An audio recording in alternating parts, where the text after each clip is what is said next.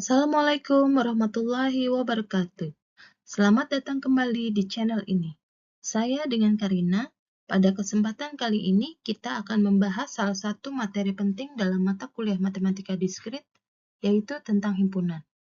Materi ini sangat mendasar karena konsep himpunan akan menjadi dasar bagi banyak topik lain, seperti relasi, fungsi, hingga teori graf. Jadi mari kita pelajari bersama-sama dengan contoh yang mudah dipahami agar konsepnya lebih jelas.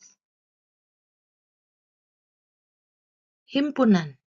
Himpunan dapat didefinisikan sebagai kumpulan objek atau elemen yang terdefinisi dengan jelas dan dapat dibedakan. Objek-objek tersebut bisa berupa angka, huruf, benda, atau bahkan himpunan lain. Contoh A, misalkan himpunan bilangan ganjil, yaitu 1, 3, 5, 7. Atau yang kedua, himpunan dari B adalah X, di mana X adalah 2X tambah 1, untuk X berada di antara 0 dan 30. Atau misalkan juga dapat berupa huruf, himpunan vokal dalam alfabet Indonesia, yaitu A, I, U, E, O. Dalam matematika diskrit, konsep himpunan digunakan untuk merepresentasikan data, mengelompokkan objek, serta sebagai dasar operasi logika. Operasi pada himpunan seperti gabungan, irisan, komplement, dan selisih akan sangat penting dalam menyelesaikan berbagai persoalan. Sebuah himpunan dapat dinyatakan dengan enumerasi, yaitu mendaftar semua elemen himpunan. Contoh A adalah 1, 2, 3, 4, B, A, B, C. Yang kedua, menggunakan notasi pembentuk himpunan, yaitu ditandai dengan kurung kurawal. Contoh dalam hal ini, himpunan O adalah X, di mana X adalah bilangan ganjil positif yang kurang dari 10. Atau misalkan R adalah himpunan X, di mana X adalah bilangan real. Atau secara grafik dapat menggunakan diagram Venn.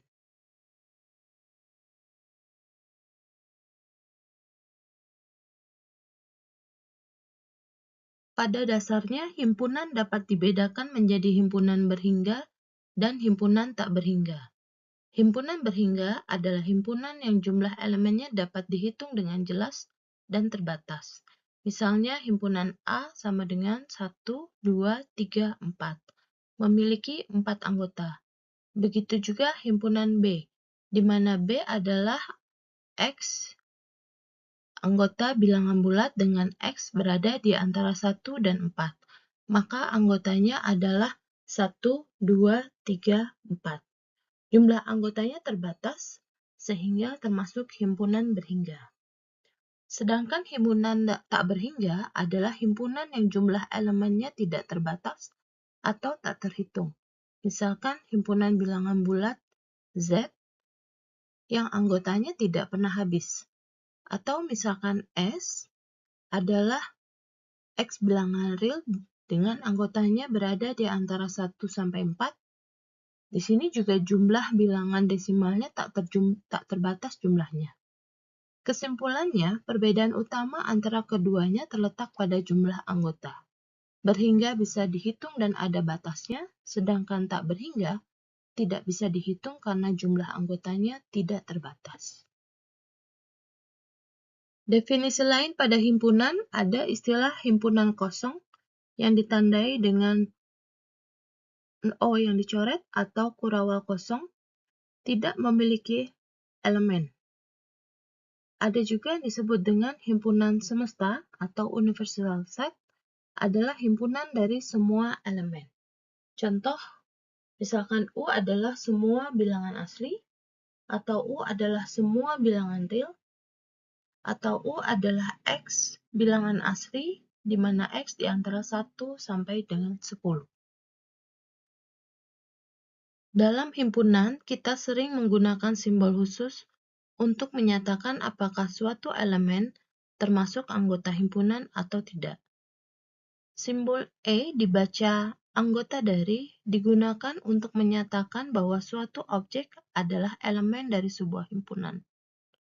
Sedangkan simbol E yang dicoret dibaca bukan anggota dari digunakan untuk menyatakan suatu objek tidak termasuk dalam himpunan tersebut. Mari kita lihat contohnya. Jika kita mempunyai himpunan A 1, 2, 3, maka 2 adalah anggota A. Tapi 5 bukan anggota A, karena 5 tidak terdapat pada himpunan A. Kemudian jika kita memiliki himpunan R yang terdiri dari A, B, ABC, AC, maka ABC anggota dari R. Namun, A bukan anggota dari R karena himpunan A tidak ada di dalam daftar anggota R. Jadi penting untuk diingat bahwa dalam himpunan yang menjadi anggota bisa berupa elemen tunggal maupun himpunan lainnya. Dua himpunan yang sama. Dua himpunan adalah sama jika dan hanya jika kedua himpunan memiliki elemen yang sama. Notasinya adalah A sama dengan B jika dan hanya jika A subset dari B dan B subset dari A. Contoh, A sama dengan 135, B sama dengan 351, C sama dengan 133315. A sama dengan B karena 1 elemen dari A dan 1 elemen dari B. 2 elemen dari A dan 2 elemen dari B. 3 elemen dari A dan 3 elemen dari B. A sama dengan C karena 1 elemen dari A dan 1 elemen dari C. 2 elemen dari A dan 2 elemen dari C. 3 elemen dari A dan 3 elemen dari C. Berarti A sama dengan C. Walaupun ada elemen yang berulang, dalam konsep himpunan, pengulangan tidak berpengaruh. Jadi C tetap dianggap sama dengan A karena anggotanya adalah 135. Kesimpulannya, dalam himpunan urutan dan banyaknya pengulangan, elemen tidak penting. Yang terpenting adalah jenis anggotanya sama. Kardinalitas dari himpunan A menggunakan simbol A mutlak adalah jumlah elemen dari himpunan A. Contoh, jika A sama dengan 1, 2, 3, maka kardinalitas A adalah 3. Jika B adalah X bilangan asli dan X berada di antara 1 dan 9, maka kardinalitas B adalah 9. Kardinalitas dapat dihitung atau countable dan juga tidak dapat dihitung atau uncountable. Dalam teori himpunan, kita mengenal istilah subset atau himpunan bagian. Sebuah himpunan X dikatakan subset dari Y, ditulis X subset Y, jika setiap elemen X juga merupakan elemen Y. Artinya, semua anggota X pasti ada di dalam Y. Dua himpunan dikatakan sama, X sama dengan Y, jika X subset dari Y dan Y subset dari X. Dengan kata lain, keduanya memiliki anggota yang sama persis. Selanjutnya, jika X subset dari Y, tetapi X tidak sama dengan Y, maka X disebut proper subset dari Y. Ditulis X proper Y, jadi X hanya sebagian dari Y, bukan keseluruhannya. Ada satu hal penting yang perlu diingat, himpunan kosong selalu merupakan subset dari setiap himpunan. Ini karena tidak ada elemen di dalam himpunan kosong yang bisa melanggar aturan subset. Contoh, himpunan A 1,2, himpunan B 1, 2, 5, 6. A subset dari B. Himpunan X 1, 2, 3, himpunan Y 1, 2, 3. Himpunan X sama dengan himpunan Y. A adalah proper subset B, X bukan proper subset Y. Dalam teori himpunan, kita mengenal istilah power set atau himpunan kuasa. Power set dari sebuah himpunan X adalah himpunan yang berisi semua subset dari X. Simbol yang digunakan adalah PX. Contoh, jika X adalah 1, 2, 3, maka semua subset dari X adalah himpunan kosong, himpunan 1, himpunan 2, himpunan 3, himpunan 1, 2, himpunan 1, 3, himpunan 2, 3, dan himpunan 1, 2, 3. Jadi, itu adalah PX-nya. Ada rumus untuk mengetahui jumlah anggota power set. Jika banyak anggota X adalah N, ditulis kardinalitas X sama dengan N, maka banyak anggota PX adalah 2 pangkat N. Misalkan, karena kardinalitas X sama dengan 3, maka kardinalitas PX adalah 2 pangkat 3, atau sama dengan 8. Dan memang benar ada 8 subset dalam contoh tadi. Kesimpulannya, power set mencakup semua kemungkinan himpunan bagian, mulai dari himpunan kosong, himpunan tunggal, hingga himpunan itu sendiri. Sekarang kita masuk ke operasi dasar dalam himpunan, yaitu gabungan dan irisan. Pertama, gabungan atau union. Gabungan dari dua himpunan X dan Y, ditulis X union Y, adalah himpunan yang berisi semua elemen yang ada di X atau ada di Y. Jadi, selama elemen itu muncul di salah satu himpunan, maka dia masuk ke dalam gabungan. Sedangkan yang kedua adalah irisan atau intersection.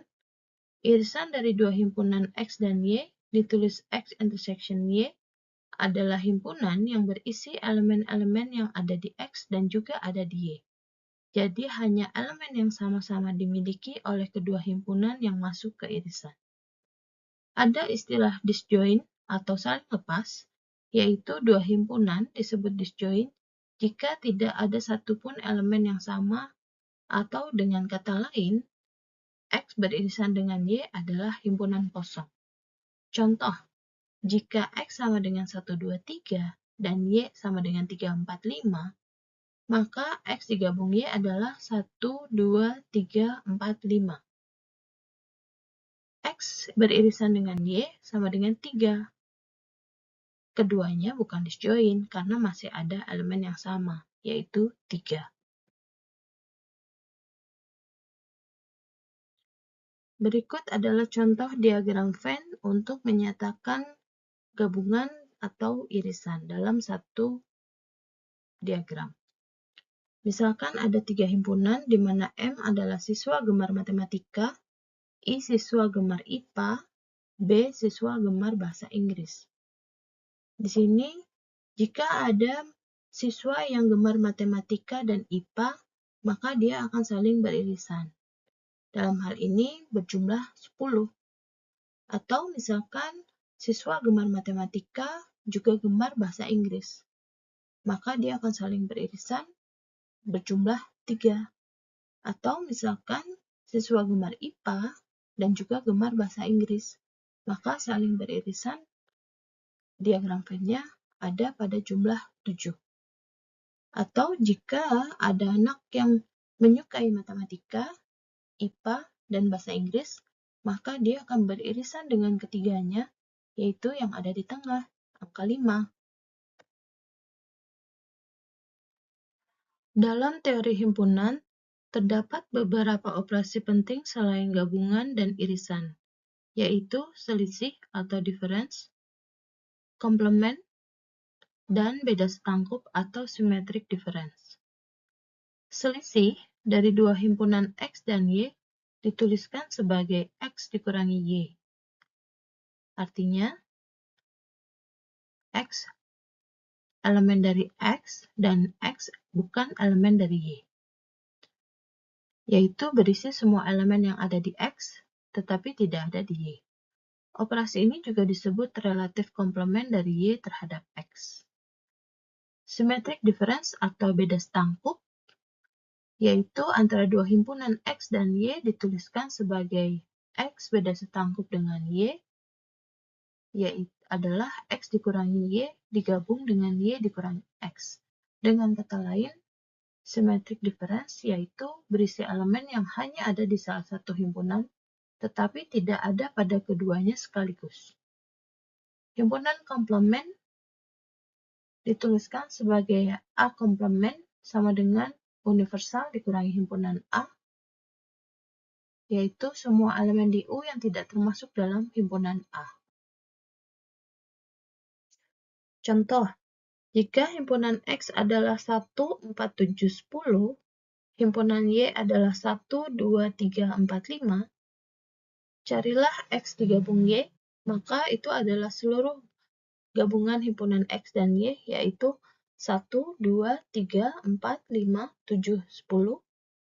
Kemudian carilah X yang beririsan dengan Y. Di sini mencari anggota yang sama pada himpunan X dan himpunan Y, yaitu 1 dan 4. Kemudian carilah selisih X dikurangi Y, yaitu ada pada 7 dan 10. Carilah selisih Y dikurangi X, yaitu 2, 3, 5. Kemudian carilah X beda setangkup dengan Y. Hasilnya adalah 2, 3, 5, 7, 10.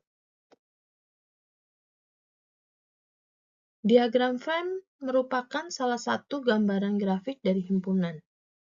Union, intersection, difference, symmetric difference, dan komplement dapat digambar dengan diagram Venn-nya.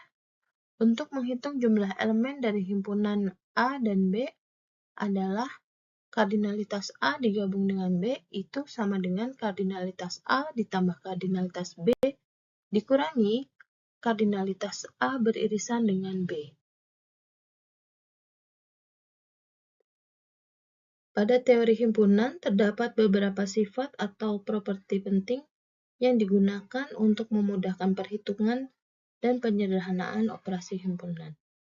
Di antaranya, yang pertama adalah sifat asosiatif, yang kedua adalah sifat komutatif, yang ketiga adalah sifat distributif, yang keempat adalah sifat identitas, yang kelima adalah sifat komplement, yang keenam adalah sifat idempotent law, yang ketujuh adalah sifat boundary, yang kedelapan adalah sifat absorpsi, yang kesembilan adalah sifat involusi, yang kesepuluh adalah law of null dan himpunan universal, yang ke-11 adalah hukum De Morgan. Prinsip inklusi-eksklusi adalah sebuah metode dalam teori himpunan yang digunakan untuk menghitung banyaknya elemen dalam gabungan beberapa himpunan. Prinsip ini penting karena ketika dua atau lebih himpunan saling beririsan, jika kita menjumlahkan semua anggotanya secara langsung, maka elemen yang berada di dalam irisan akan terhitung lebih dari sekali. Oleh karena itu, diperlukan koreksi dengan cara mengurangkan elemen irisan agar hasil perhitungan menjadi tepat. Untuk dua himpunan berlaku kardinalitas A1 digabung dengan A2 sama dengan kardinalitas A1 ditambah kardinalitas A2 dikurangi kardinalitas A1 beririsan dengan A2. Artinya jumlah elemen di dalam gabungan himpunan A1 dan A2 sama dengan jumlah elemen A1 ditambah jumlah elemen A2, lalu dikurangi jumlah elemen yang beririsan di keduanya. Konsep ini dapat diperluas untuk 3 himpunan atau lebih dengan prinsip yang sama, yaitu menambahkan jumlah anggota tiap himpunan, mengurangi irisan 2 himpunan, lalu menambahkan kembali irisan 3 himpunan, dan seterusnya. Prinsip inklusi-eksklusi banyak digunakan dalam pemecahan masalah kombinatorik, probabilitas, maupun aplikasi sehari-hari ketika kita ingin mengetahui jumlah data yang unik tanpa terjadi perhitungan ganda. Contoh, ada berapa bilangan bulat positif lebih kecil atau sama dengan 100 yang habis dibagi 6 atau 9? Solusinya, misalkan A adalah himpunan bilangan bulat dari 1 sampai 100 yang habis dibagi 6. Himpunan B adalah himpunan bilangan bulat dari 1 sampai 100 yang habis dibagi 9. Dengan menggunakan prinsip inklusi-eksklusi, banyaknya bilangan bulat dari 1 sampai 100 yang habis dibagi 6 atau 9 adalah A digabung B, kardinalitasnya sama dengan kardinalitas A ditambah kardinalitas B dikurangi kardinalitas A beririsan dengan B. Untuk kardinalitas A yaitu 100 dibagi 6, untuk kardinalitas B adalah 100 dibagi 9, untuk kardinalitas A beririsan dengan B adalah 100 dibagi 18. Menghasilkan 16 tambah 11 dikurang 5 sama dengan 22. Silakan kalian pelajari contoh 2. Kemudian ada soal.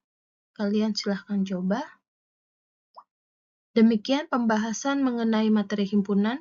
Kita telah mempelajari pengertian himpunan, notasi, jenis-jenis himpunan, serta operasi-operasi yang dapat dilakukan, seperti gabungan, irisan, selisih, komplement. Melalui konsep ini, kita dapat memahami bagaimana suatu objek atau data dikelompokkan secara sistematis dalam matematika. Semoga materi ini menjadi dasar yang kuat untuk mempelajari topik-topik matematika diskrit lainnya. Terima kasih atas perhatiannya, dan sampai jumpa pada materi berikutnya.